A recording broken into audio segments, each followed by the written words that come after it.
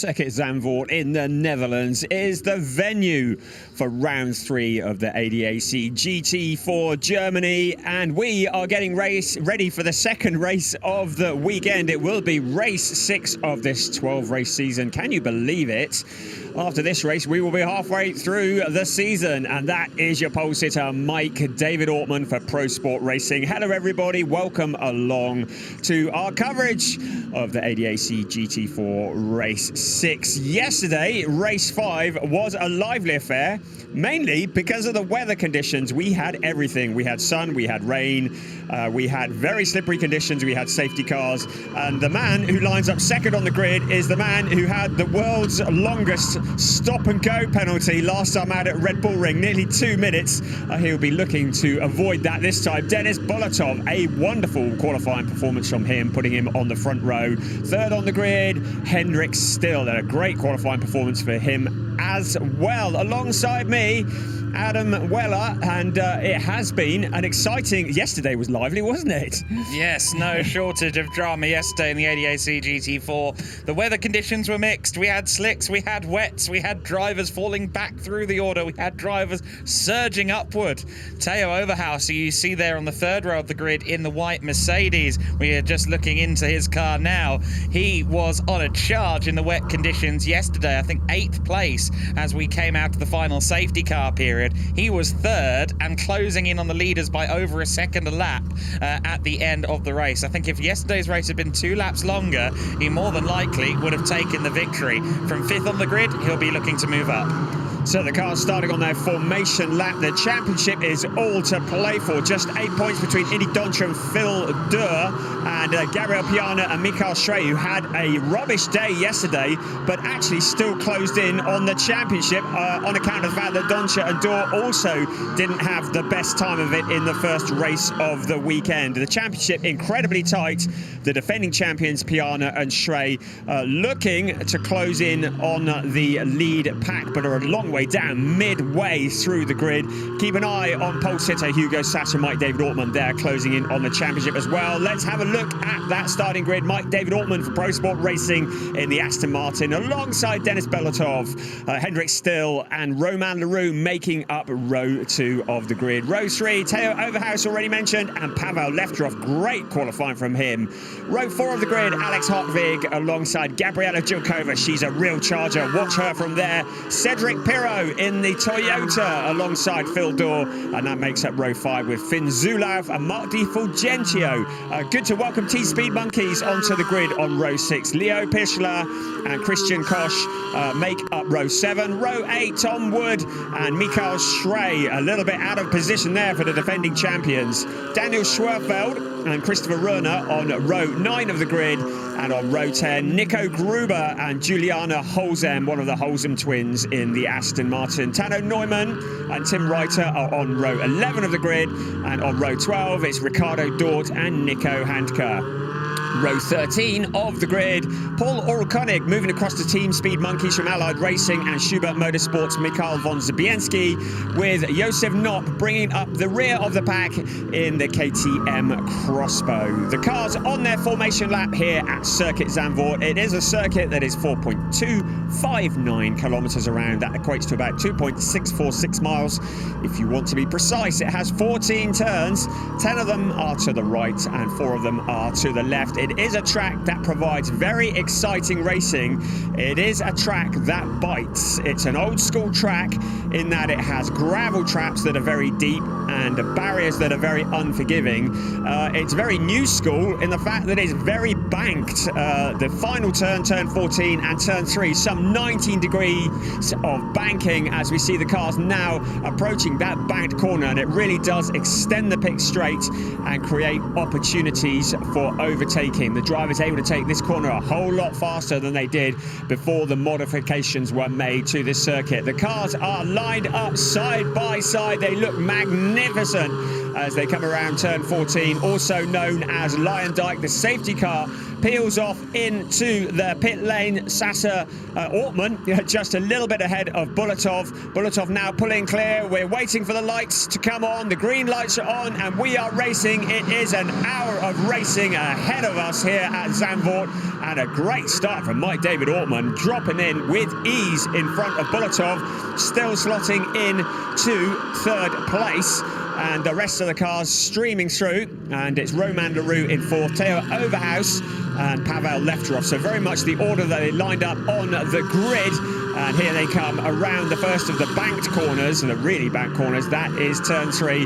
All the cars through cleanly. There was a lot of damage and a lot of stoppages and starts in yesterday's race. So really good to see all the cars running, and a very solid start from Mike David Ortman. Yes, unless we forget that the last time these drivers drove on a dry track was Friday. These drivers obviously did the second portion of yesterday's race in the soaking wet conditions. So not going into the unknown, of course. Arguably it's easier than yesterday, but still quite impressive. Meanwhile, Jilkova there trying to get around the outside of Lefterov in the 23 car. Lefterov's already lost a position to the Allied Racing portion of the 44 car of Hartvig, and now Jilkova trying to find a way past Lefterov as well. I think that's for 7th position. Overhaus, meanwhile, pursuing Leroux in the 007, the lead of the Der Aston Martins. Of course, the Aston Martin at the very front of the order in the hands of Mike David Ortman is a Pro Sport car. Mike David Ortman, along with co-driver Hugo Sasser, won the race yesterday, starting from pole position on this race as well, looking very strong. Of course, Mike David Ortman, who we've seen in GT3 racing a number of times, and also Hugo Sasser, who appeared in GT Masters. Now the KTM crossbow of Josef Knott getting it all wrong in towards turn 14. There was a couple of other cars that were offline as well there. They look like they're able to regather it all and point it in the right direction. A bit of a wobble on from the Toyota as well in the hands of Cedric Pirro under braking. So the drivers still getting to grips with this circuit, quite literally, but Ortman very much up front. It was 7/10 of a second when they crossed the line. He is stretching his legs at the front. He's an experienced pilot. He knows how to win this thing, and he's doing all that he needs to do. Mikael Schrey, defending champion, currently showing in 15th place, so only just in the points, and with an awful lot of work to do there if they want to defend that championship title. So here come the cars. We're riding on board with Teo Overhaus in the CV Performance Group. He's sharing with Julian Hansis. He wasn't racing at the Red Bull Ring, but he is back here, and that is a car that is going wide. That looked like, was that Paul Oral Koenig?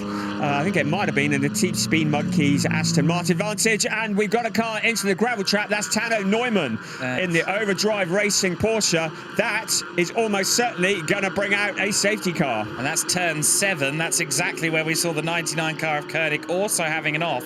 Now, they were separated by about 5 cars, so I don't know whether or not those were connected. You'd be surprised if it was, to be honest with you. But Neumann into the barriers there. We saw Koenig getting back underway. Safety car is, of course, out now.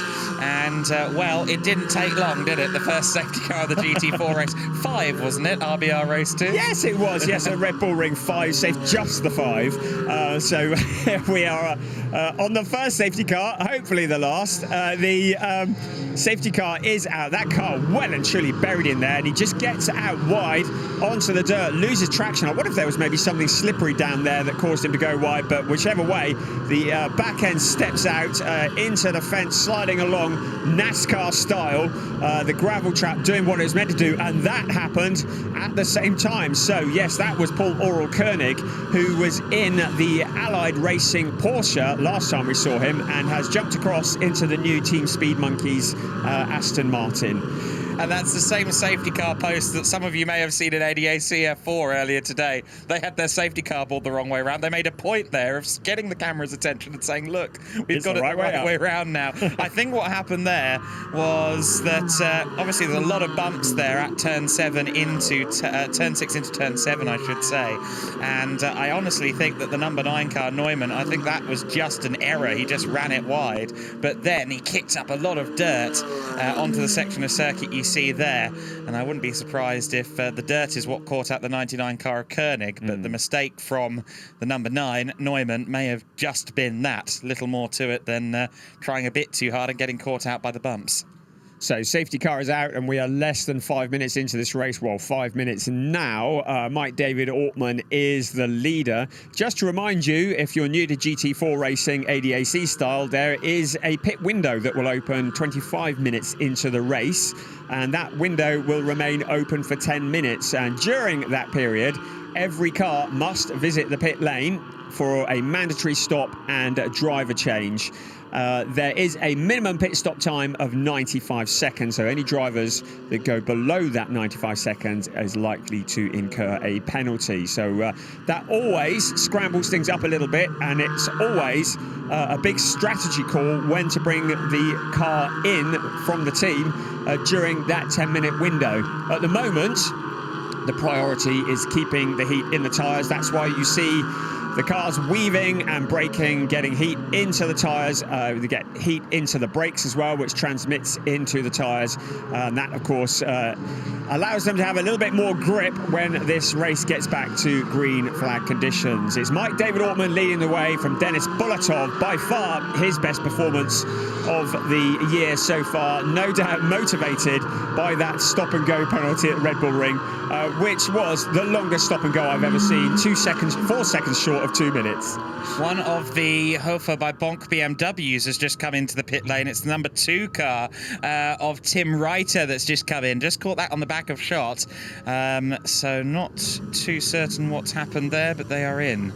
So not in for anything that is penalty-wise, but you can see that Max Rosam is also there looking on, and it would appear there is some issue going on with that car. There's certainly no hurry to work on it. There's actually no hurry either for Tim to get out of the car, so not entirely sure what is occurring. There is, of course, a lot of restrictions over how many people are allowed into the pit lane. It looks a little bit unloved and unlovely there at the moment. I'm not entirely sure what's going on, but it is losing places. So Tim Reiter, as the cars circulate round and they leave it much longer, he is going to go a lap down, but it doesn't look to me as though there's any hurry to get that back out on the track. Certainly not, and nothing obviously wrong, is it? From the eyeball test, there's nothing particularly wrong, so must be something deeper within the car that has caused them to come in. You wouldn't come in at this stage of the race if you didn't have some form of problem, and that's a shame for the sister car to the reigning champion, although they are now wheeling him back out there, so the mystery only deepens. It looked like a stop-and-go penalty, didn't it? But it's not. They're taking the car out to the back by the looks of things, and they're going to park that up. And it does look as though the race is over for the number 2 car for today, and indeed this weekend. We have notification, as do you, that the safety car is in on this lap. So we're just focusing on the BMW. Someone needs to move that barrier and allow him to get back to the trailer. I don't think that's where he's going. A lot hanging around. Anyway, safety car is back into the pits. It's Mike David Ortman who's leading the field around. And the green flags are out. The cars spread out. That was a real jump by Mike David Ortman. Almost caught them napping. But look at Theo Overhaus on the outside of Romain Leroux into turn 1, which is Tarzan. And Overhaus also eyeing up Hendrik still just in front of him. So the cars coming round. That was a very scruffy restart, really. Kind of caught some of the drivers napping, I think. Overhaus monstering the car in front of him and still getting the back end hanging out. But still holding on to that third place as they head around turns 3, turns 4, and up the hill towards turn 5. At the moment, it's Ortman, Bulatov still, and Leroux. Theo Overhaus looking very rapid indeed, and also behind Overhaus is one of the Aston Martins, and that was Romain Leroux. So yes, Overhaus did get past Leroux, didn't he? So that is good call. Overhaus in 4th place, Leroux in 5th. So Overhaus had already made up a position by the time we got to Tarzan, and well, Hendrik still may have been helped with that little scruffy moment we saw coming out of turn 2. Gerlach there got a bit of a tap from Overhaus, already made up 1 position on the lap. He was eager to make it 2. He hasn't yet done so. So Ortman leads the way, just appears to have real control over this at the moment. Denis Bolotov, I should think he'd be pretty happy with second place if things just stayed as they are, because it's a really solid job for him in qualifying and in the race. Hendrik Still, a fairly experienced pilot in GT racing, in third place. And the rest of the cars streaming through. No major changes for positions at the moment. We've obviously lost the number 9 car, and we've also, of Tano Neumann, we've also lost Tim Reiter in the Hofer Racing by Bonk Motorsport BMW. Challenge for position. That looked like Pavel Lefterov looking to the inside of Alex Hartvig. This, of course, the best overtaking opportunity along the pit straight into turn 1. And cars challenging for position. And that is the 31 of Finn Zulauf. Zulauf, who's in 12th position, Leo Pichler ahead of him. Black and white flag for car 85, Theo Overhaus. That would be for the replay we saw. A little bit of a nudge to Hendrik Still, and he's been warned for it. The 31 car off track there. Zulauf going rally crossing. That's going to cost him some positions. That puts him down to 14th place. Could be 15th place if the number 1 car gets past. That's Mikael Schrey trying to find a way through in the number 1. Bonk by Hofer BMW, the sister car to the number 2 we've already seen in. And Theo Overhaus trying to get by now, going into turn 9, looks to the inside. He's got the car halfway there. They run towards turn 10, where of course Overhaus will be afforded the outside line, and I think the Hendrik Still has it covered off for now. Overhaus will have to pay attention to LaRue behind as well. He's certainly not out of this scrap. Overhaus trying to use the power of the Mercedes as they run down towards T11 and 12. It's a late braking zone, and Overhaus was a bit later onto the brakes, but Hendrik Still remains there in 3rd place. Great drive for Hendrik Still. The young Theo Overhaus, though, watch out, he is coming through. But of course, if he challenges Still and doesn't make it stick, LaRue in the 007 Aston Martin will be through. Now, this is going to be Overhaus's best opportunity. It's flat out around turn 14 onto the pit straight. They're going to pick up a slipstream as they head past the pits. Overhaus just a little bit far back. The Porsche looking like it's got the grunt along the straight to hold off that Mercedes. The rest of the cars coming through. And there is the Allied Racing Porsche looking to the inside of the Aston Martin. And that is Phil Durr and Mark Di Fulgentio in there as well. Oh, Leo Pichler, should I say. Right, now further back at the front, this is for 3rd place. Overhaus once again finding a route past, and it seems that he has the best pace on that Porsche in the part of the circuit where overtaking is at its most difficult. And so Overhaus having to really think long and hard. Of course, he doesn't want to be making contact. He's already at the black and white flag, which is a warning from the stewards. He's got a gap on the inside of the Porsche now. He's got the line into the corner. Surely this is going to steal it away. That's exactly what happens. So 85 comes through, and also Romain Leroux following through on his shirt tails, and suddenly Hendrik Still is relegated from 3rd to 5th position. Thought he was going to leave the nose up the inside of LaRue there at turn 10, but they just about found a way through. Thought it was very interesting there at turn 1 to see Di Fulgentio in the Aston Martin out of the new to the series Speed Monkeys team being attacked by the 22 car. It was more of that signature Andradarko audacity, except it was his teammate Leo Pichler. Obviously they've been exchanging notes, and the 22 car is now being driven exactly as aggressively by both of its occupants. So Martin Fulgentio, we're welcoming him back into the ADAC GT4 at this event in the Speed Monkey team. We're riding on board a replay from Phil Durr of that move earlier on, and the Porsche in front of him of Pavel Lefterov, who has been passed by Gabrielle Jilkova. So Jilkova, we said keep an eye on her in the Mercedes, and she is moving forwards as well.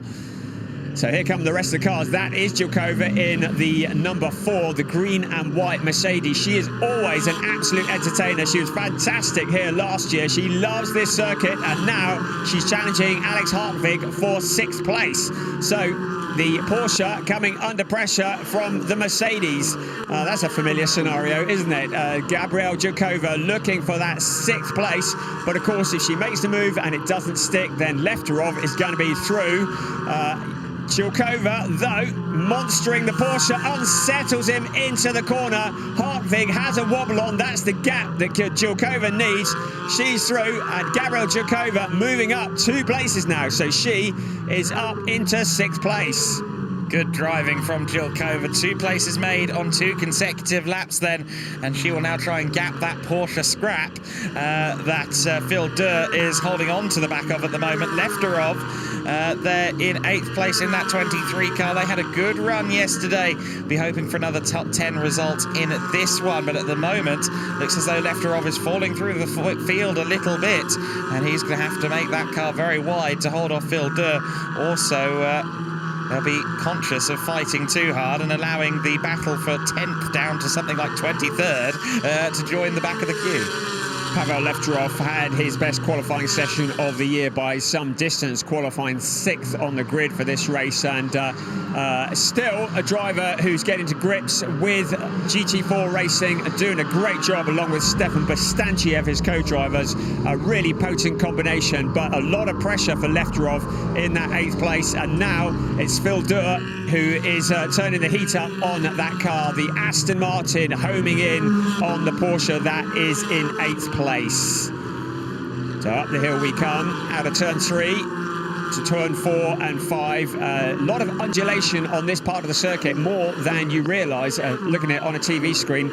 And as they head up towards turn 6, it is a blind crest. The drivers, I always think it takes an awful lot of courage to keep your foot buried in it as you come over a blind crest, and then it's down and it's up. A lot of undulation here in the dunes of the Zandvoort circuit. Yeah, absolutely. It's one of those places that rewards the brave, certainly. I think it's one of those circuits that, particularly if you're not a pro driver, you show up here for the first time and it really takes you a while to dial up to speed. I mean, obviously, we saw last week in the World Challenge here in the GT3 cars, someone as experienced and as racing-centric as Valentino Rossi, I think, but spent his Friday in the gravel largely. It is a difficult circuit, and there's lots of curbs to bounce across. As the 31 car of Zulauf just discovered, he has got himself around Tom Wood, so continuing to try and work his way back through the order after going through the dirt earlier on. Meanwhile, Cedric Pirot trying to make up positions in the Toyota, and a little bit off track there for Schwerveld in the 33 Porsche, and that's cost him a position, may cost him 2, because there comes Dort in the 84 car in the slipstream of Schwerveld. Will we see a move here? No, not quite close enough. And Pirot, we saw him once again, as we saw yesterday as well, fighting for balance in that number 12 Toyota. It does seem, as the race goes on, it's getting a little more stable. Maybe the tyre pressure's now just kind of coming into their own as the stint goes on. So Ricardo Dort at the back of that queue in the Mercedes as well, and he is doing very well in this race. 17th place last time they crossed the line. We're looking at some replays here, and this is of the Finn Zulauf car bumping across the curbing to the inside of the number 6 Tom Wood Aston Martin. Tom Wood and Ewan Mackay didn't have the best of times yesterday, finishing in 23rd position and out of the points, and they contenders for the championship need to get their championship back on track. Currently struggling, almost out of the points in the running at the moment. Someone who's not out of the points is Mike David Ortman, but he's not pulling away from Denis Bulatov in quite a fashion that we thought he might. It was 0.6 of a second last time around. The lead duo have dropped Theo Overhaus a little bit by 1.798 seconds, but Ortman and Bulatov together, and I have to say, great driving from Denis Bulatov. By far the best showing of the year from him. So in towards turn 13 we come, and up onto the banking. The cars continuing very much as they were. We just saw Henrik Still coming through in 5th place. Behind is Gabriel Jilkova. Keep an eye on her. She's in 6th and she's closing. She's already flashing her lights. That's a statement of intent if I've ever seen one, isn't it? Roman Leroux and Overhaus were quicker last time by, or rather the time before last, a lap and a bit ago, than the top 2, Overhaus and Leroux. But on this occasion, actually, all of them setting about the same lap time. So it seems as if, as you were alluding to, that gap seems to have stabilised around 1.7 seconds between Bulatov in 2nd and then Overhaus leading Leroux in 3rd and 4th place. Ortman and Bulatov then bouncing across the rough circuit there at turn 6. It's a great camera angle, isn't it? Isn't it amazing? So it feels like something out of some of the racing of the 1990s at circuits like Aarhus, which are bumpy because they are road circuits, but in this case it's bumpy just because it's Zandvoort. What do you expect? You see some of the cars actually getting wheels in the air, and it really is a fantastic corner, as indeed the whole circuit is a fantastic circuit. It's very popular, a very challenging circuit for drivers, a very unusual discipline, but somebody who is mastering it is Gabriela Jilkova. Look how quickly she has closed in on Henrik Still.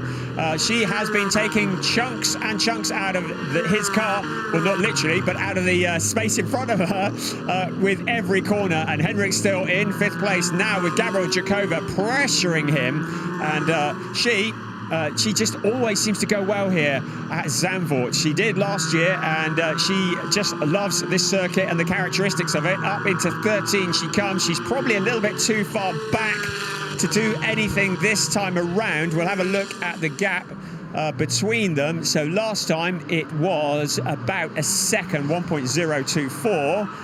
And this time 6/10. 6/10. So it's gone down by 1/4 of a second. She's the fastest driver out there on circuit at the moment. Everyone ahead of her is in the mid 44s, with the exception of Theo Overhaus.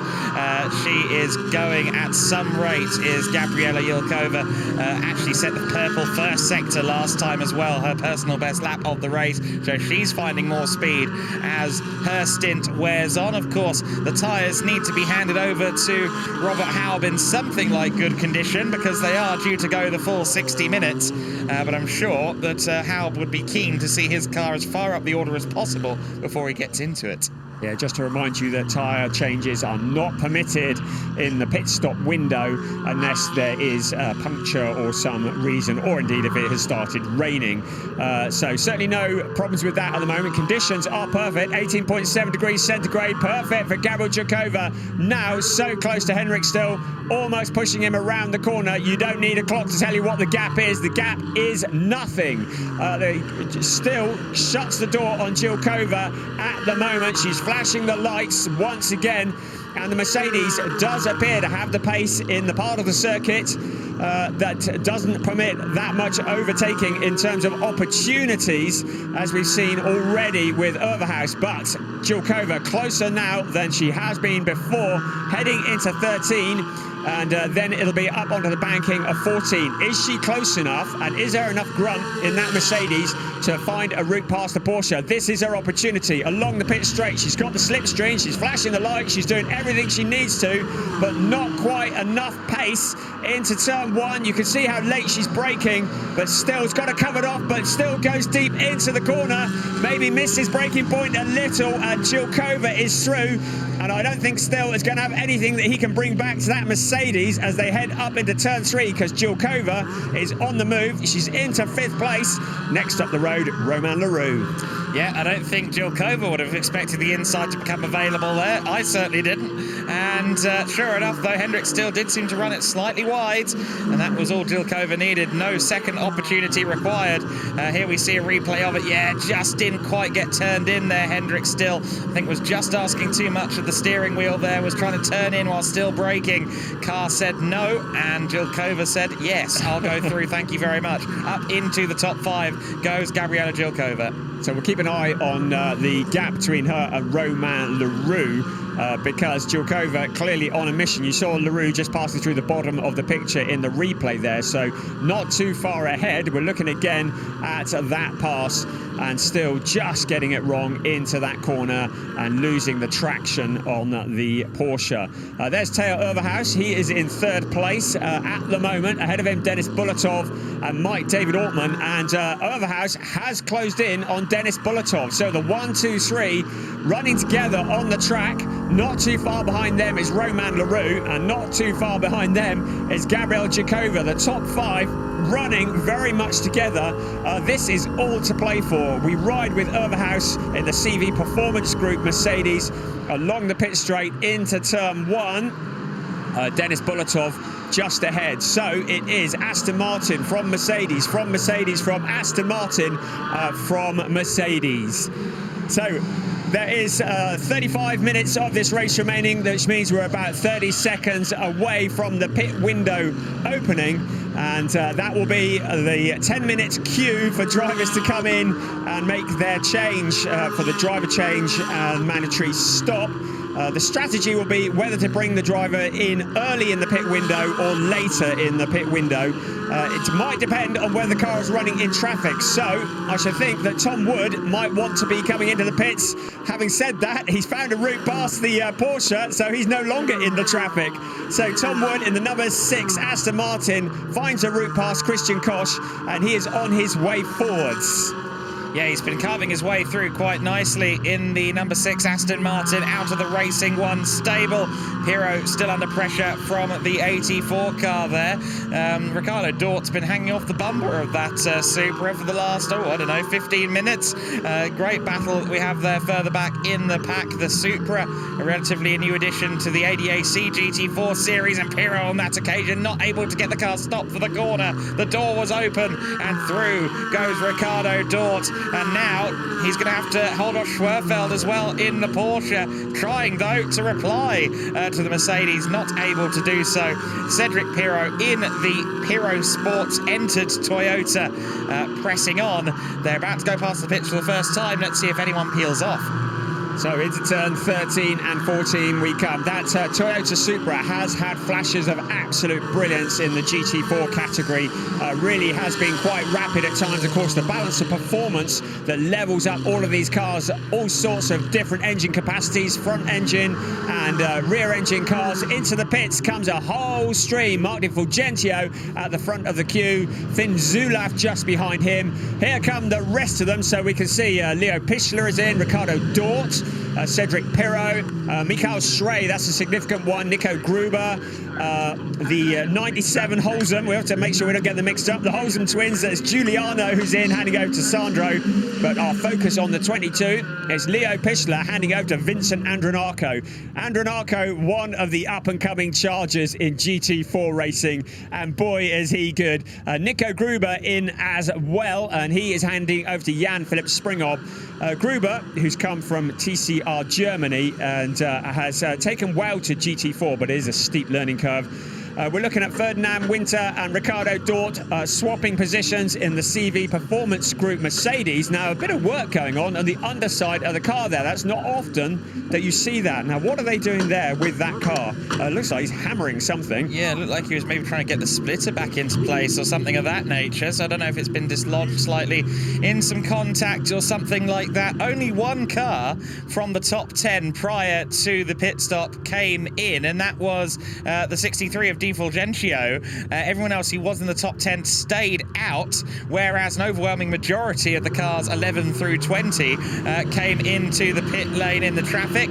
Got the cameraman there, wedged between Mercedes. Very, very brave man. The car's now heading back out after their mandatory 95-second pit stop, and that brings them back out basically where they were. That's almost exactly a lap that they lose in the pits. And once again, almost no one at the sharp end has pitted. We've got a red P next to number 63 Regal car. Jacob Regal, that indicates that he has gone below the minimum pit stops time. What is that? 88 seconds of a 95-second stop. So that is significant. I would suggest that's significant enough that that's not going to be done in a penalty lap. I think he might have a rather harsher penalty exactly dealt out. And we saw there the Mercedes, I think that was Jilkova picking her way through the cars, coming back out with new drivers at the wheel. This is the sister Pro Sport car. This isn't our leader. This is Yevgen Sokolovsky getting into the 48 car. Yevgen, who splits his racing between two V8 motored race cars, a Euro NASCAR and an Aston Martin. Can't get too different, really. But great to see the driver from the Ukraine racing with us here, and Yevgen Sokolovsky will take over for the second stint. The leading car's coming back around again. So here we go. You saw the lead queue coming through, and of course there are cars that are going to be emerging around them that are in the race, but of course have done their pit stop. So you get lapped cars that are still very much in the running. Just to remind you, we've said it already, but you saw the cars stationary in the pits with nothing happening around them. You may say, well, why aren't they pulling out? There is that 95-second minimum pit stop time, and the reason there is a red P next to the number 63 car is because it has gone below below that minimum time. Right, that's the 85 car. That's Overhaus into the pits. He's going to be handing over to the very useful Julian Hanses. Here comes Hanses now. On your marks, get set, go. Open the door, tear Overhaus out any way you like. Get him unbuckled. Come on, get out the car. If the driver is of a different build, then often a seat insert. There you go. Hurl the seat insert into the garage. Now into the car goes Julian Hanses. He is a driver who has spent his life driving Porsches, but is loving his switch to Mercedes as he moves into the GT4 category. Only 2 mechanics allowed to work on the car at any one time, apart from the co-driver. Overhaus's job is done. He slams the door. He says to Julian, right, don't waste all of my hard work. I've qualified the thing, I've raced the thing, now bring it home in the points. And Hanses will be doing just that. I'm sure he's going to give it his best, isn't he? Hanses, who was visiting the PCCD paddock earlier, the Porsche Carrera Cup Deutschland.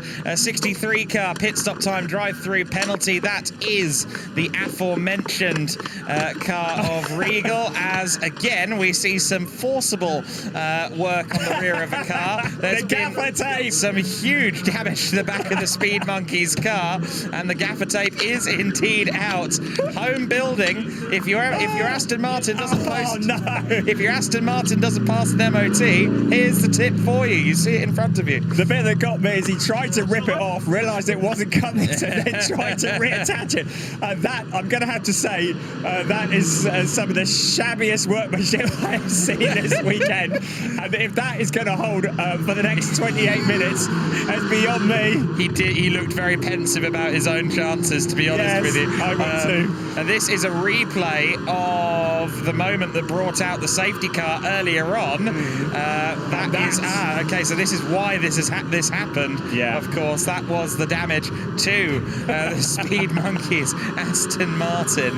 And of course, both of their cars in the wars then. We've got that one being taped as the leader is in. Yes, that's Mike David Orman for Pro Sport Racing. He's in. He's handing over to Hugo Sasser. This driver combination is potent. Whenever they get together, they really do score points, and they are race winners, proven race winners. They proved it yesterday by taking the win in very challenging conditions, and they were leading this race into the pits. They come. Bulatov is staying out. Hugo Sasser taking over the controls of that car. We're waiting for the clock to tick down. Now it's timed in such a way because the timing of the minimum pit stop is from the pit entry to the pit exit. So what they want is for the car to arrive at the pit exit line as the clock strikes 0. You don't want to run it too close because you could end up with a penalty. And with the field this closely packed up, if they do pick up a penalty, it will steal what could potentially be a win away from them. We have had a 95-second exactly, a 1 minute 35.0 out of the Team Allied Racing car, Pichler and Andronako, so they didn't want to waste any time at all. The driver that inherited the race lead, Bulatov, has just come into the pit lane as well, so Bulatov in. Meanwhile, Gabriela Jilkova continues on into the lead of the race, I believe. Yes, she has. There goes Jilkova through Tarzan now, but Bulatov is in. So Jilkova has a fairly open track in front of her, so it'll be a good... Wow, well, I spoke too soon there because Ben Durr has come out in front of her and is getting right under her feet. So Jilkova saying, come on, get out of the way, I'm coming through. Side by side they go. Jilkova really needs to have an open track at the moment. She needs to be able to put in some fast times while the rest of the cars are pitting before she comes in for hers. But that Aston Martin is massively frustrating her. Ben Durr retaining that position. Jilkova will be in next time around because the pit window is a minute and a quarter away from closing, so she will be in. And is that the car that was held together with gaffer tape? No, no, it's not. It's the other of the Speed Monkey cars, the 63 Mark Di Fulgentio, handed over to Jacob Regal, was running in 13th place, so Regal's had a bit of a spin and is due a drive-through penalty because of the pit stop time anyway. Yes, the point I was making just just before the 24 car came into pit was that both Speed Monkeys cars are in the wars one way or another. So an inauspicious debut perhaps from Speed Monkeys, but they've had some good results elsewhere. I'm sure we'll see them improve as we go on. A majority of the field came in last time, at least the sharp end of the field, 2nd through 7th place. Everyone except Jilkova has now pitted. Jilkova will just about get in with the window still open. She's coming around the final corner now with 20 seconds to spare. Into the pits comes the number 4 Drago Team ZVO car. I have to say they've left that quite late in the window. Any issues with her getting around, and she wouldn't have made the window. And of course, Bulatov and Meyer discovered that the hard way at the Red Bull Ring. They had a radio failure, which saw Bulatov and Meyer missing the window and getting that 2-minute stop-and-go penalty. Right, in comes Gabriel Jilkova, handing over to Robert Haub. The question is, where will they emerge from the pits in relation to Hugo Sassa? Looking to see where Sassa is. He's up around by turn 7 at the moment, but of course that number 4 car is going to be sat there stationary with not a lot going on. Julian Hanses working his way through the traffic. Now that's Julian Hanses. What position is he in? The 85 car. He is in 4th place. So where is he in comparison to the 20? Was that the 20 car that he got past? He got past. There was a little bit of contact between them at the apex of turn 7 as Meyer was getting back up to pace. Be interesting to see an alternative view of that if we possibly can. But yes, that was Hanses moving up into 3rd. So we're keeping an eye on Hugo Sassa up into turn 12 at the moment. Robert Haub still stationary in the pits and needs another 15 seconds before he reaches the pit exit line. So I expect he will be rolling very shortly, but this could be quite tight. We're waiting for the lead car, which will be the lead car coming through. Hugo Sassa out of turn 14. And here comes Robert Haub on the left-hand side of your screen. Here comes your leader on the right-hand side of the screen.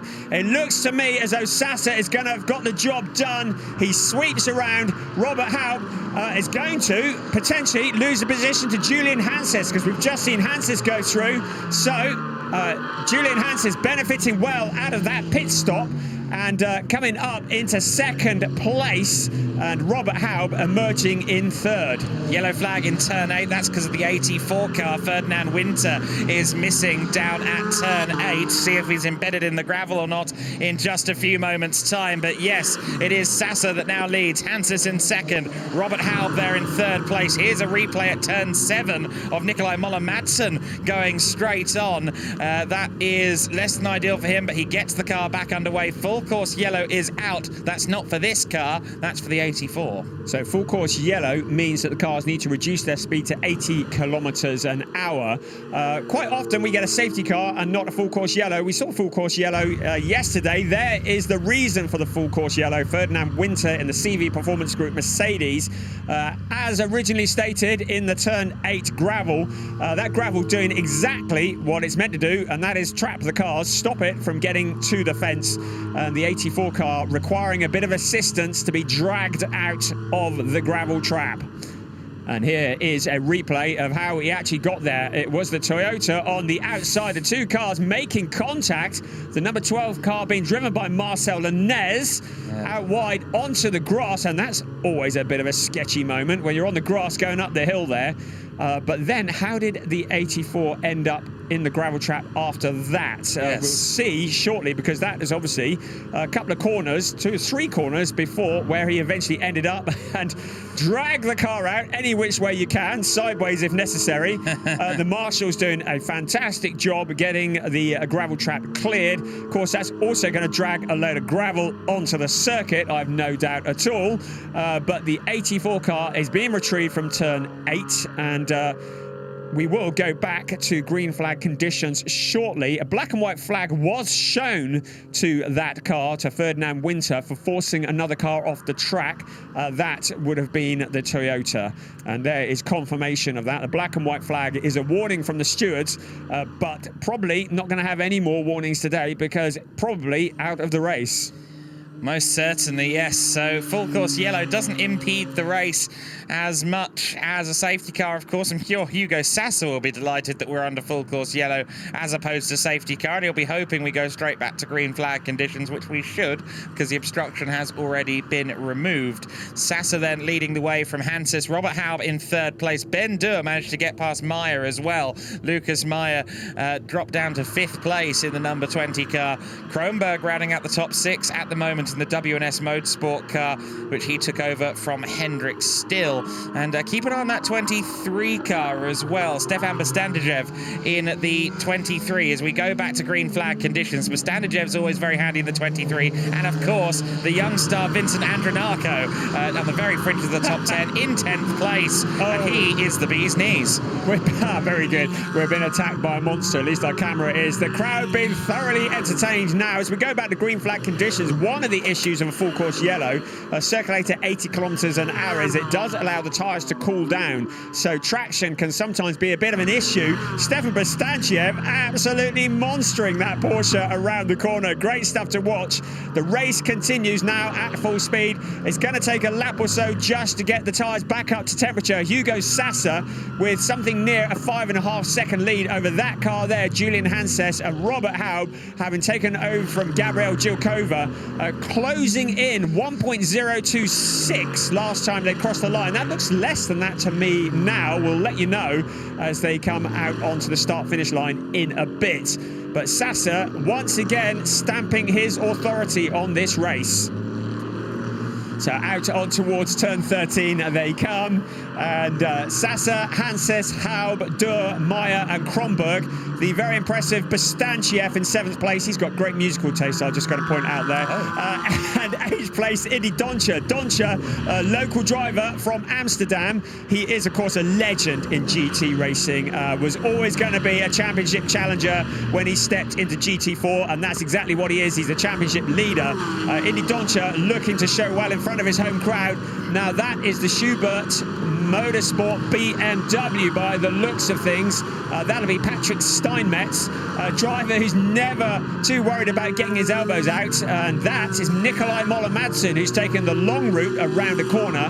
The car that Steinmetz was challenging was Konstantin Lachenauer, who we welcome to the series in the Team Speed Monkeys Aston Martin.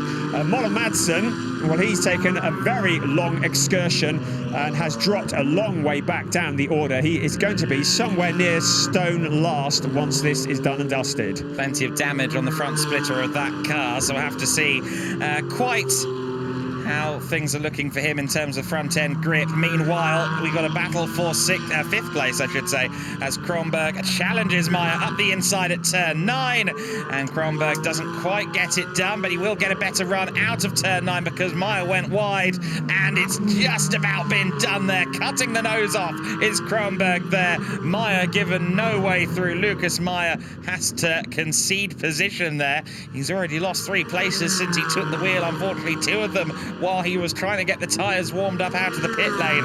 And now Kronberg has swiftly moved up into the top 5. Our timing screens say that the 84 car, Ferdinand Winter, and also Sandro Holzem, the number 97 car, are under investigation. It says by the stew. I think it's probably the stewards. I don't think the stew's got anything to do with it. For contact, and that would be what caused the 84 into the gravel trap. The car number 85, Julian Hanses, is under investigation for a pit stop infringement. Now, if this comes to pass, it will be very significant indeed, because the 85 car is running in 2nd place. A pit stop infringement could be too many people working on the car or anything like that. In fact, Hanses has received a penalty lap. He will have to visit the penalty box, a 200-meter box on the exit of turn 12, and he'll have to pass through that at 50 kilometers an hour or less, and that will disadvantage him as Bastanchiev goes wide. Indy Doncher turning the heat up, trying to remove that 7th place from him. Yeah, trying his best. It's always a good overtaking opportunity, isn't it, down there at turn 3. Keep an eye on Hanses then. The gap between Hanses and Haub in 2nd and 3rd is 2.5 seconds. Now that penalty lap, 50 kilometers an hour, 200 meters. 200 meters, yeah. He's going to drop at least 1 position, I think, there. And unfortunately for Hanses, Ben Durr, who's directly behind Haub, is directly behind Haub. They were half a second apart last time through as Bastanijev's really fighting the rear end of the Cayman. You see the pit stop infringement we've already told you about on screen now, as Indy Doncia trying any which way to find his way past the very patriotically liveried number 23 car of Bastanijev, and great scrap this is for now. Bastanijev holding on. Just behind them it's Moritz Viskursen as well, but Indy Doncia, he has done more laps around this track than I care to count, and he knows his way around GT3, GT4 and goodness knows what else. Stefan Bastanciev, one of the new breed of up-and-coming chargers, but he's going to feel the pressure there from the very experienced Indy Doncia. Out of turn 14, the Lion Dyke turn they come, out onto the pit straight, and the grunt of the Aston Martin versus the grunt of the Porsche. There's two Porsches behind as well, so Doncia feeling a bit outnumbered by Porsches. Still, he can't get the job done. Bastanciev going deep into turn 1, the Tarzan turn. He takes a quicker line around and sweeps back in front of Indy Doncia. Around in towards turn 2 they come. Still Bastanciev holding on. This is allowing Lucas Meyer up ahead just to stretch his legs a bit. Bastanciev goes wide into turn 3, and Indy Doncia is through. He steals away 7th place from Stefan Bastanciev. Now Bastanciev is going to have Viskursen and Vincent Andronarco giving him a little bit of attention. Viskursen first lining up, has a look on the inside. Andronarco looking for to follow through on his coattails. Slippery surface flag down at turn 8. That's less than ideal. And there goes Andronarco. Well, I was wondering if his teammates were spared the dive bombs. That's the answer for me then. Andronarco up into 9th place at the expense of Viskursen in at the 44 car. Now all over the back of and past already Bastandijev. He's woken up. He's ready to go. Vincent Andronarco from 10th to 8th in a matter of moments as Hanses is into the penalty loop, and through goes Durr and Haub. On that lap, Durr has got past Haub, so Durr's gone from 4th to 2nd in the space of 1 lap there, courtesy of Robert Haub's penalty. So Julian Hanses stepping off a podium position at the moment, but he's got still 13.5 minutes plus 1 lap of this race remaining. The number 22 car being driven by Vincent Andronarco. He is rapidly becoming known as the man who charges through the pack, is what he does best. We saw him come from a long way back to win at Oschersleben in the season opening weekend, and he's doing exactly that again now. He doesn't back off for anybody. Vincent Andronarco sailing past Lucas Meyer up into 7th place. Now he's going to have Indy Doncia next up the road in front of him. That might be a whole different kettle of fish, because Doncia is a very wise head on the shoulders. Andronarco, it will be the new breed against the old guard. Indy Doncia in 6th place will soon have the 22. Porsche filling his mirrors, so Doncia trying to get a move on, and now pressuring Max Kronberg in the number 13 car, number 30 car ahead of him in 5th place. Julian Hanses is in front of them. Hanses, a lot of work to do after that penalty lap. Yeah, look at this then, on board with Indy Doncia. Of course, we talk about the fact that he's got Andronarco coming up hot. I'm not sure we've even noticed yet, because he's been trying to get past Kronberg in the number 30 for the last several minutes, trying to go around the outside at turn 9. Always difficult. Now Andronarco is firmly in amongst it. 2 Porsches sandwiching the Duo Motorsports Aston Martin. Very exciting stuff in the battle for 5th place. Andronarco with a good run out of turn 10, right on the bumper of Indy Doncia. Is he going to go to the inside or the outside? He goes to the outside very late on the brakes. Can he make it all the way around the outside? No, and runs out of rear grip a little bit there. It just snapped out on him slightly. Meanwhile, car 48 has a penalty lap for speeding under full course yellow. That is Yevgen Sokolovsky, and that was the Drago Racing, I think that's Springob, just going off circuit there from 11th place in the number 8 car. So the turn 11 yellow is shown. You saw also Ewan Mackay getting past the Springob car. We continue to focus on the Vincent Andronarco charge at the moment. Patience? What patience, I ask you? He is still charging forward. Stefan Bastanciev now has the 44 car Morris Excursion following him closely. That is our leader, Hugo Sassa. While all this has been going on, Sassa has opened it up to 8.28 seconds. So that's just been sneaking out whilst we've been looking at everything else that's going on. Ben Durr in the another of the many Aston Martins in second place. Then Robert Haub and Julian Hanses, the two Mercedes that have just passed through your screen. Of course, that gap helped massively by Hans's 50 km/h trip through the penalty lane. We've had a complete change of cast from second through fourth place at the moment. You saw there that battle pack still going on with Kronberg trying to hold off Indy Doncia and Vincent Andronacco.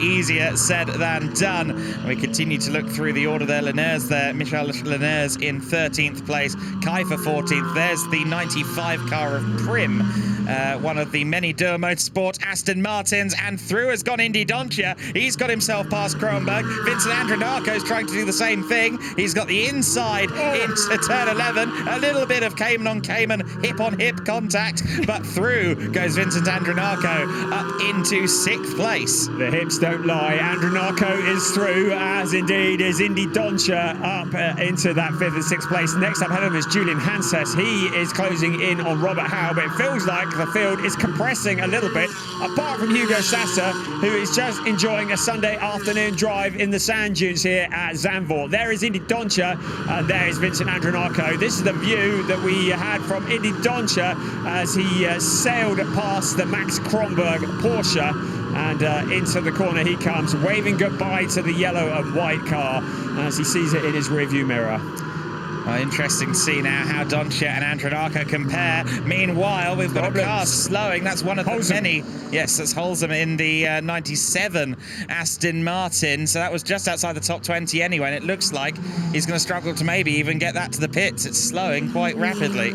So Sandra Holzem, who had that big smash at the Red Bull Ring at the last round, and it really was a big impact. They had to completely rebuild that car, but in strife here, and that's fluid that's pouring out of the front of the car, isn't it? I wonder if that's as a result of contact. The Holzem twins, who do an awful lot of karting in their spare time between races, as if that wasn't enough.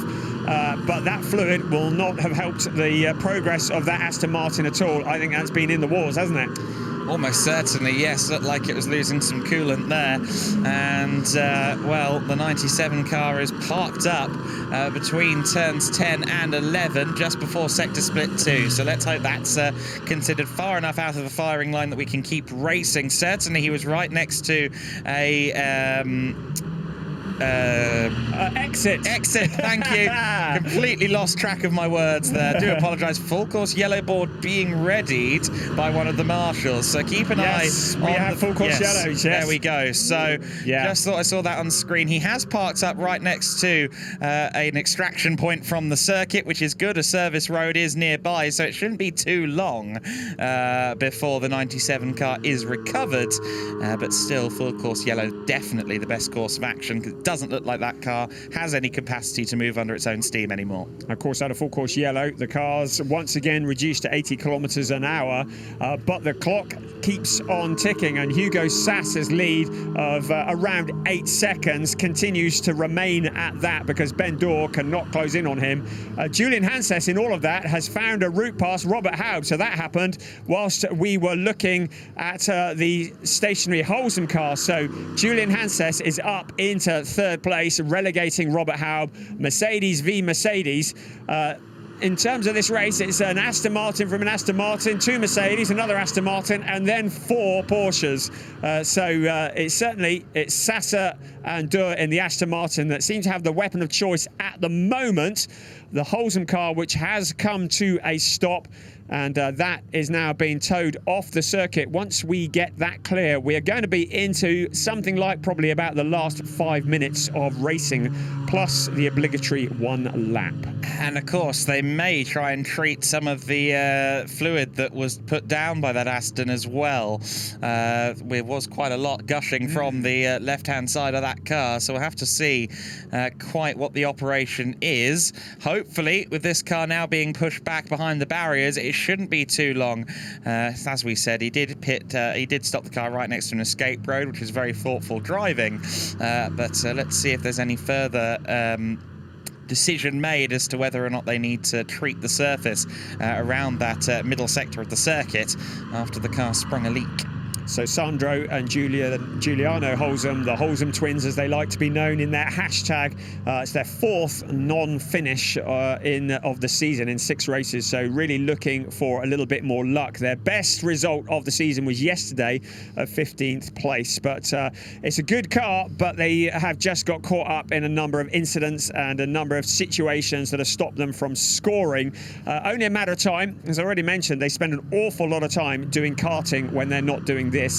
Very competitive drivers, the two of them, a really good duo, and we look forward to seeing them at the next round, which will be at the Nürburgring, but it looks like their weekend is over. There is our race leader, Hugo Sasser, and as they cross the line, it was 7.8 last time. We're just looking to see whether that gap has changed. It shouldn't have changed. 3.243, and I thought that looked a bit like that. Now, the question is, has Hugo Sasser slowed down? You're saying he's the one who slowed down. The others haven't closed up, but we are back to green flag racing. Yeah, Sasser's last lap under the full course yellow at 2:59. Everyone else in the 2:54s, 2:53s. And of course, he did get released from the full course yellow later than everyone else, so potentially that explains it. But right, the gap has definitely come down a bit, so I'm guessing Sasser was a little bit slower than everyone else, rather than everyone else being a bit quicker than Sasser. Nonetheless, the gap was 3.2 seconds. Nothing like as many luxuries for Ben Durr, though. He's got Hanses breathing down his neck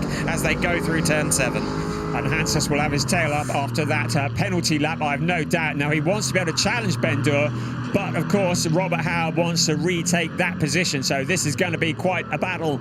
Julian Hanses, he's got 4.5 minutes to find his way past the Aston Martin in front. It doesn't look like he's closing in on Ben Durr at the moment.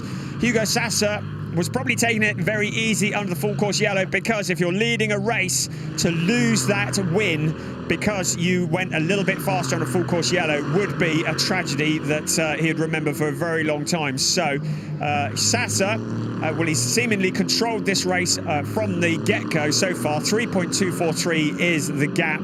Ben Durr in second, but look at this fight for the final podium position. It's Julian Hanses with Robert Haub closing in. Springhob and Ewan Mackay, there's an investigation going on there, car 8 and car 6, overtaking, it says. I'm assuming to fill that sentence out, overtaking under yellow. Now, the yellow was, I think, because Springhob went straight across the gravel trap, so I will have to wait and see what the decision is there, but hopefully that doesn't adversely affect Mackay in what's been a challenging weekend for both he and Tom Wood to this point. Meanwhile, we follow this battle for second, third and fourth. Sasser just going through our picture in the lead, a bit slow at the apex there for Ben Durr, but he actually slingshotted himself nicely out of turn 3 and onwards now towards the challenging turn 5, 6 and 7 sequence, where you really need to keep your eyes open and push on. It's interesting looking at the cars around turn 3, how they all take different lines around there. There's different ways around that 19-degree banking. Some that are quicker for some cars, some that's a different one for others, going up high or going down low. Car number 8 must fall back behind car 6. So that is Jan-Philipp Springhob, who has been instructed to fall back behind Ewan Mackay. Unfortunately for Springhob, he'd got past Bostanchiev, so he's going to lose 2 places as he falls back behind the number 6 Aston Martin.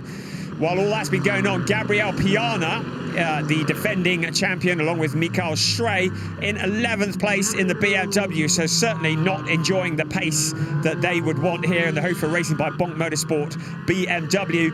When this race is done, it looks as though the gap between them and Doncha and Phil Durr is going to open up in the points championship. So there we see a bulletin confirming what you've just explained, just described, and then we just see the number 6 car of Ewan Mackay all over the back of Bostanchiev at the moment as well, so he could be about to profit to the tune of 2 positions. I'm wondering if Springhob may play a political game here and wait until Mackay gets past Bostanchiev in the hope of at least holding on to that position. Mackay, though, trying very hard to get around at turn 13, can't quite do it. Onto the banking they go. at Ari Luriendijk, the 14th corner of this 14-turn layout. And let's see if Mackay has the straight line speed in the Aston. Certainly looks like the Porsche got a better run out of the penultimate corner. And there is the moment we were talking about. Springop allowing both Bastanciev and Ewan Mackay through, although I'm sure that he's going to very quickly try and retaliate. While this is going on, Gabriel Piana has dropped 2 places down into 13th place. So I don't know what's going on for the defending champions, but they have dropped down to 13th place. Kronberg and Lanez are past, but this fight continues. Ewan Mackay and now Springop fighting again. He's got all that hard work he's going to have to do all over again. This allows Stefan Bastanciev just to stretch his legs a little, because Ewan Mackay is having to drive very defensively. Also in the background, Marcel Lanez in the Toyota. We're into the last minute of racing. After the clock strikes 0, there will be a +1 lap. But look at these cars glued together. 9th, 10th, 8th, 9th, 10th and 11th. Here they come around the corner. Bastanciev on the outside, Mackay on the inside, and Mackay stealing away that position. And now Springop trying to follow through as well. Bastanciev is getting mugged. Yes, he is. Down to 11th place, potentially with a nose ahead for that number 8 car of Springop. And sure enough, surely the Mercedes driver has got through and got past Bastanciev. Yes, he has. So Mackay up to 9th, Springop to 10th, and Bastanciev down to 11th place. The leading car crossed the line before the clock hit 0, so he has just started the penultimate lap of the race. So up into turn 3 goes our leader, but our focus has been on this. A great fight for 8th, 9th, 10th and 11th place. Out in the front though, it's Hugo Sassa leading Ben Durr, Julian Hanses in the closing stages of this race. There's Ewan Mackay in the Aston Martin. There's Jan Philipp Springop. And there is Stefan Bastanciev. Now, can Bastanciev stay in the top 10 and hold off Marcel Lanez in the closing stages? There's Mike David Orman looking on nervously. He's done a lot of hard work. He qualified the car. He handed over to Hugo Sassa at about the halfway point, and Sassa has done everything he needed to do. 3.271 is the gap between first and second. It's reasonably comfortable, certainly without a mistake.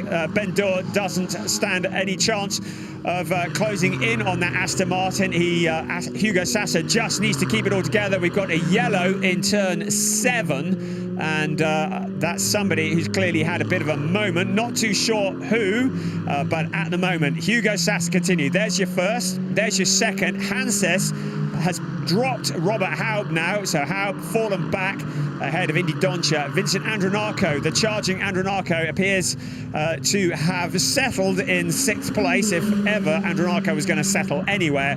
And into the last lap comes Hugo Sassa. Across the line he comes for the final time and into his final lap of the race. 3.3 seconds, so just holding that gap over Ben Durr.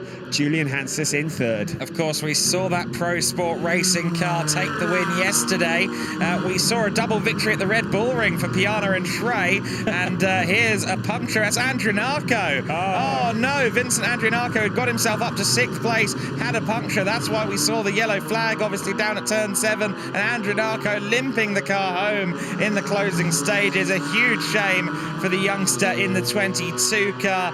He is going to be out of the points, unfortunately. But Sassa just a few corners away from making it a double win for the 2nd consecutive time across the series for everybody, and a great weekend for Pro Sport Racing, of course, seeing that 24 car so competitive. So we saw Vincent Andronacco. Of course, he has a new co-pilot this weekend in Leo Pichler, who's still getting used to that Allied Racing Porsche. Hugo Sassa in the closing stages of this race. It was his teammate Mike David Ortman who put the Pro Sport Racing Aston Martin Vantage GT4, to give it its full title, on pole position. He made a great start to the race, opened up a gap and has held on to that lead. Apart from the pit stop windows, it has been the Aston Martin at the front of the running for the entire duration. Hugo Sassa took over at half distance, and now Hugo Sassa takes the car into turn 13 and around in turn 14. Not that one, it's the orange and white one in front. Here he comes out of Luyendijk onto the pit straight. It's 2 wins out of 2 races for the number 24 car. Mike David Ortman, Hugo Sassa, Pro Sport Racing. We've said all along they are a red-hot, explosive combination. They were always going to take a bit of beating when we saw them entered as a team into this year's championship. We knew they were going to be contenders. They've had some bad luck at the Red Bull Ring, but their championship challenge is back on track. Defending champion Gabriel Piana still circulating at the moment, down in 12th place. So there is Mike David Ortman. Congratulations all around. It was Ben Dorr who crossed the line in second in the 007 that he shares with Romain Leroux. Julian Hanses, despite the penalty lap in the number 85 car, crosses the line in third place for the last of the podium positions with Theo Overhaus as his co-driver. Robert Haub having taken over Gabriela Jilkova in fourth, and Indy Doncha rounding out the top five along with his co-driver Phil Dorr. Slingshotting that 24 car then potentially even into the championship top three with that result. That's going to be a huge bonus for their efforts, as you said, in this season. We know what Sassa and Ortman can do as a duo. We've seen it on full display this weekend, and I don't think the Nürburgring is a circuit that will be too bad to the Aston Martin either. Of course, we use the sprint configuration of the Nürburgring next time out on the 5th to 7th of August. And that's quite a tight little bull ring of a circuit, and I'd expect the cars that are strong here will also be quite strong there. So Andronako crossing the line out of the points. Another driver that dropped in the closing stages, Stefan Bostanchiev, crossing the line finally in 15th place. So he clearly had some issues in the closing stages. Piana made it up to 10th place, which is something of damage limitation. I think this track has not been particularly kind on the Hofer Racing by Bonk Motorsport BMW. It has been very kind on that Aston Martin, though. And Sassa and Mike David Ortman, I would say, in a class of their own this weekend. Mike David Ortman hanging across the wall, and you can see quite how delighted he is. One of the real secrets in this partnership, I think, is the fact that not only are they both great drivers, but they seem to have a real chemistry with each other. They work together on setup, they work together as a team, and that really shows in the results. The result is a win for Sassa and Ortman ahead of Ben Dorr, Romain Leroux, Julian Hanses, Theo Overhaus rounding out the top three. Haub, Jilkova, Doncha and Dorr, Viskirchen and Hartwig coming through into 6th place. In 7th place, Jan Philipp Springob and Nico Gruber in 7th and 8th place, Ewan Mackay and Tom Wood. Good comeback from them after a difficult weekend. The Toyota was in 9th, Marcel Lenez and also Cedric Pirot. And in 10th place, defending champions Gabriel Piana and Mikael Schrey. You can see the rest of the results scrolling through your screen. So, into the relative piece of the pit lane. And these two drivers receiving the applause, and you just get a feeling that if they stay as racing partners, they are the kind of partnership that could move through into GT3 and be absolute champions. They're certainly looking very strong. They're back in the championship hunt for the GT4 title. Hugo Sassa, who has just been reducing his involvement a little bit this year, and no, the junior. I was just looking at that. I'm going, hang on, that's not right. That's the junior classification points that flashed up on your screen. Here we go. So, just 5 points adrift to Doncha and Dorr and Leroux and Ben Dorr. So, anybody who thought that their Red Bull experience had taken them out of the championship, think again, because Mike David Ortman and Hugo Sassa are back in the hunt. Piana and Schrey only 13 points adrift. Hartwig and Viskirchen into 5th place ahead of Tom Wood and Ewan Mackay. There's the rest of the points. To remind you, there is 25 points for a win, so it's all to play for. This can change, and very quickly. It has done several times already. The championship very much alive and kicking. These guys are coming up through the ranks once again. One of the most competitive GT championships on the continent, I think, right now. The ADAC GT4 Germany. So much talent on the grid and so many top-level teams with huge amounts of experience at their disposal. Makes for a very compelling race each and every weekend. I, for one, can't wait until August when we go back racing again. Yes, and that will be at the Nürburgring, the 5th to 7th of August. We are at the halfway point of the season now, can you believe? After Nürburgring in August, we head to the Sachsenring, the very undulating. You think this is undulating? Have a look at the Sachsenring.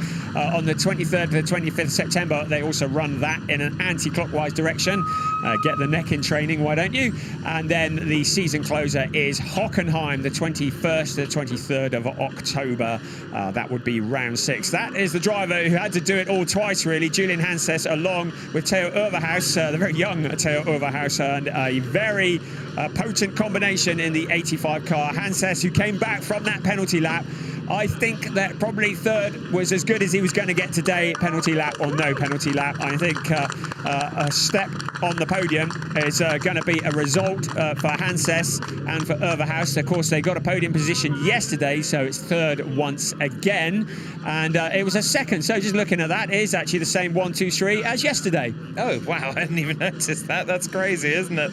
How two such different racers have ended up with the same result. That's quite compelling. I think Hanses, he'll be happy to have salvaged that podium, but of course the 85 car was second prior to that penalty lap, lost 2 positions in the penalty lap, but still nonetheless 2 podiums, 2 third steps for Hanses and Overhaus, stating their intent. And so once again, as we had yesterday as well, it's worth noting, we tout the youthfulness of Overhaus. It is an all junior top 3 as well. Of course, not every driver in the car is registered junior, but all 3 of the top 3 have junior class drivers in there. So the young talent coming to the fore, as always, in the ADAC GT4 Germany.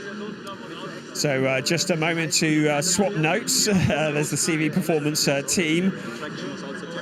I was trying to listen in. I think it's probably in German. Yeah, and Overhaus saying, come on, Julian, we're going to get on the podium and make it quick. The podium not too far away from here, so we shouldn't have to wait too long. And you can see the difference in height between Overhaus and Julian Hanses. Yes, that's why they need a seat insert.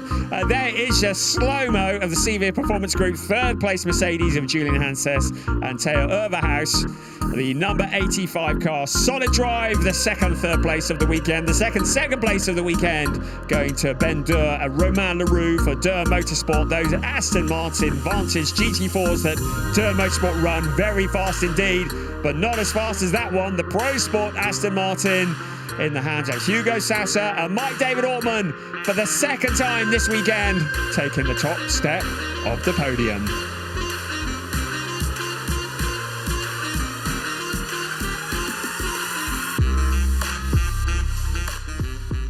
So we say, is this the future of GT4? It's certainly the present. The drivers onto the podium. We've already got the second and third, and now Sasser and Ortmann take to the top step. We'll have a representative who will come along from Pro Sport. Maybe not. Let's have a national anthem first.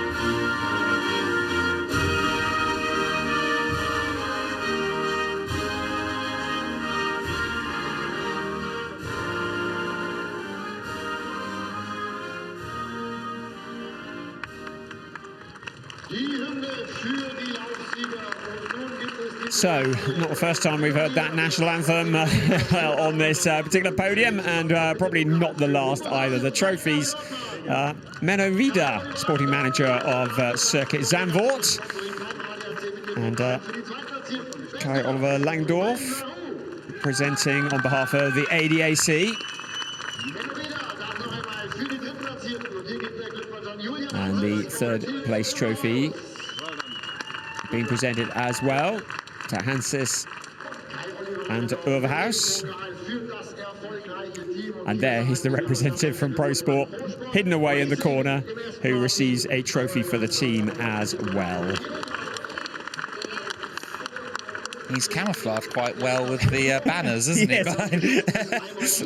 He's clearly come prepared for this this formality.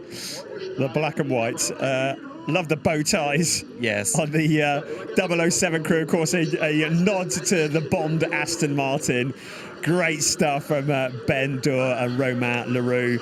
The celebration starts, and they pummel the Pro Sport team member. It's the 1, 2, 3 on the podium.